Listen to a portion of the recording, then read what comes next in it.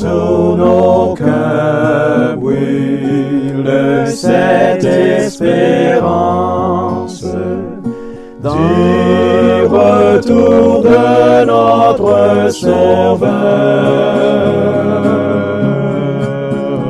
Différents faits divers nous interpellent et nous incitent à la réflexion. Ils annoncent un événement imminent et d'une grande importance. Mais comment l'analyser? En écoutant Jean-Claude qui, à la lumière de la Bible, t'accompagnera et te permettra d'être prête, d'être prêt pour le retour de Jésus. Note que les éditions spéciales sont disponibles sur YouTube. Quelle est la réponse 2?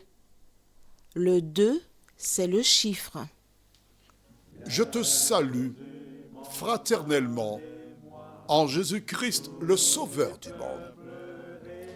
C'est Jean-Claude qui partage avec toi cette nouvelle série qui s'intitule « Découvrir la vérité ». Dans nos cœurs brûle ce feu d'hiver. Et parce que le feu ici, d'où nous voulons le partager, nous, Marc et Jean-Claude. Et nous verrons en ce jour un autre thème, des dons et exilés. Juste avant, invoquons la présence de Dieu parmi nous. Notre Seigneur et notre Dieu, c'est le cœur rempli de joie que nous venons vers toi en cet instant. Car nous savons que toutes les fois qu'une personne vient vers le Créateur, il veille, il ouvre des portes et il permet d'arriver à bon port. Que le Saint-Esprit, ô Dieu, continue de nous éclairer, nous guider, afin que nous mettions de l'ordre dans nos affaires, nous t'en prions, au nom de Jésus et pour ta gloire éternelle. Amen. Nous avons vu précédemment comment Abraham a eu 6 fils avec une seule femme, Kétura. Avant Kétura, Sarah mit au monde Isaac, l'enfant de la promesse, celui que Dieu avait prévu. Mais avant Isaac, il y a eu Ismaël qui avait 13 ans de plus qu'Isaac. Un total de 8 personnes, 8 chefs de famille, 8 chefs de clan, 8 chefs de nation. Vois-tu, quand Dieu a un projet, l'ennemi met un autre afin de mettre la pagaille. Et c'est véritablement la pagaille qui a été placée dans cette partie du globe. Aujourd'hui, tu vois qu'il y a des nations qui se lèvent contre d'autres nations. Pourtant, ces personnes sont tous frères, parlent du même Abraham. Ont des conceptions différentes, des pratiques différentes. Surtout, il n'y a que le peuple hébreu qui a été accompagné par Dieu qui seul tient la dragée haute. Alors, que s'est-il passé? Abraham nous donne un exemple. Car toi et moi, qui avons des enfants, nous ne devons pas, je me répète, nous ne devons pas vivre comme si nous étions immortels. Chacun, nous savons que nous mourrons un jour. Et à ce titre, nous devons mettre de l'ordre dans notre vie, dans nos affaires. Avant sa mort, Abraham a mis en place un service pour que tout le monde reçoive quelque chose et qu'il ne soit pas lésé. Il est indécent, regrettable que des parents ne font pas la part des choses et laissent faire, et à la mort, ce sont des histoires, des querelles, divisions. C'est de ton vivant avant ta mort, que tu dois t'arrêter, préparer ton testament, en prenant le soin de ne pas léser quiconque, mais de donner à chacun une part égale. Vois-tu, il y a beaucoup de parents qui seront perdus au retour de Jésus. Des parents qui auront privilégié des enfants au détriment des autres. Des parents qui donneront ce qu'ils ont à un et qui donneront presque rien à l'autre. C'est un fait qui se reproduit souvent, car le petit-fils d'Abraham, Joseph, l'enfant de Jacob, Jacob était le fils d'Isaac. Jacob avait donné à son fils Joseph une tunique multicolore, très belle. Alors que ses frères, notamment qui étaient plus âgés que lui, qui étaient sur le terrain avec le bétail, ils n'avaient rien reçu du papa. Et ceux-là, pris de jalousie, se levèrent contre lui et le vendirent comme esclave à Potiphar. Que dégageons-nous? Tout simplement, que lorsque père privilégie un enfant au détriment des autres, cela cause tout naturellement du ressentiment, de la haine, de la jalousie. Maman, papa, sois conscient de cela. Tous tes enfants doivent être aimés de la même manière. Tu dois mettre en place des pratiques identiques et permettre à ces enfants de se sentir aimés, valorisés. Beaucoup d'enfants ont été maltraités. Tout ce qu'ils faisaient n'était jamais bon. C'est seulement ce que la fille ou le fils préféré, c'est ce qui était bon. C'est pas bon. Combien de maisons sont laissées à l'abandon parce que des enfants se font la guerre?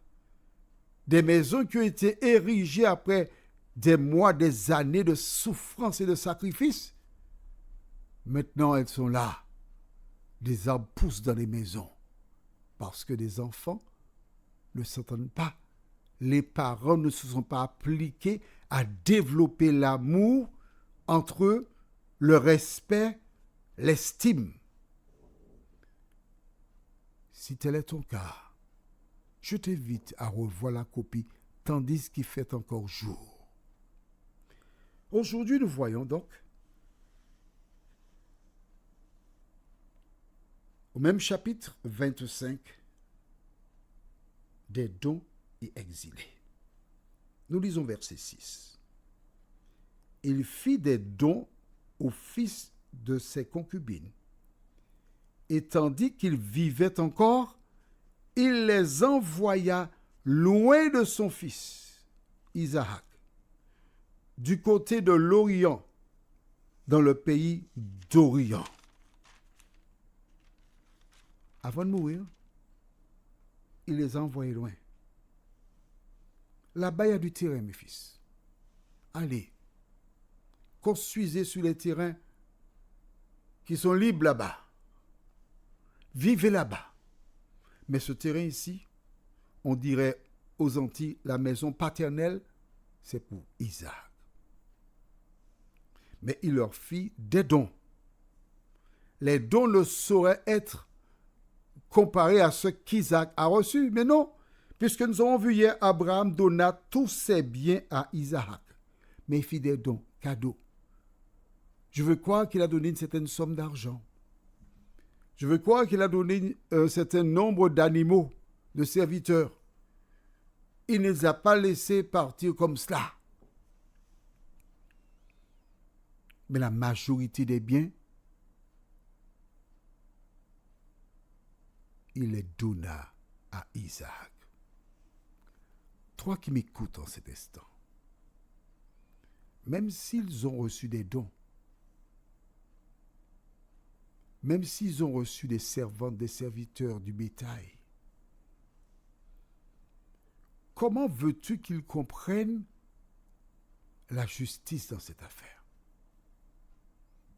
Que tu le veuilles ou non, pour eux, c'est une injustice que notre Père ait donné tous ses biens à Isaac et nous, un lot de consolation. Ils s'en vont. Et que font-ils? De père en fils, ils racontent l'injustice, à savoir que nous sommes les enfants d'un homme Abraham.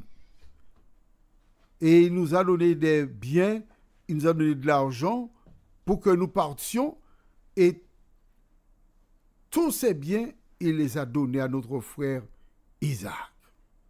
Pourtant, notre mère, Kétura, c'est elle qui a été la dernière femme d'Abraham.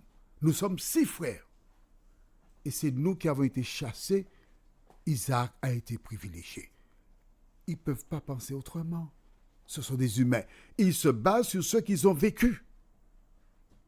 Et tu penses que de père en fils, ces nations ont commencé à avoir de l'aversion pour le peuple d'Israël. Mais c'est le plan du diable. Voici des hommes qui sont nés d'Abraham.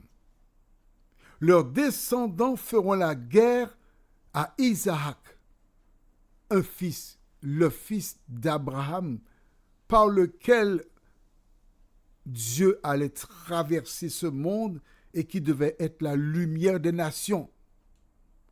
Et voici ces gens qui s'étaient rebellés. Ils veulent se venger à cause de l'injustice vécue. L'histoire d'Abraham se répète encore aujourd'hui. Aussi, je voudrais t'inviter, qui que tu sois. Tu as des enfants dehors, va les aider. Ils veulent construire, aide-les à construire. Apporte ta contribution. Tout ce que tu peux faire pour essayer d'arranger l'injustice qu'ils ont vécue, fais-le. Fais-le.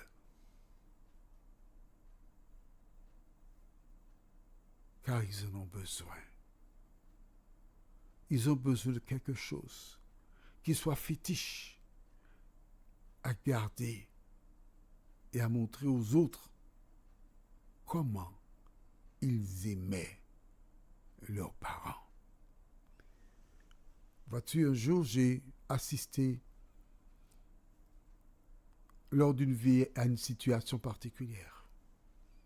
Une femme qui a été accouchée, pendant qu'elle était à l'hôpital, elle pleurait continuellement. Et la voisine de chambre lui a dit, « Madame, mais pourquoi pleurez-vous? Vous aurez un bébé. » Elle m'a dit, « Ah, j'ai déjà 7 enfants. Je ne sais pas comment m'en sortir. Celui-ci arrive là.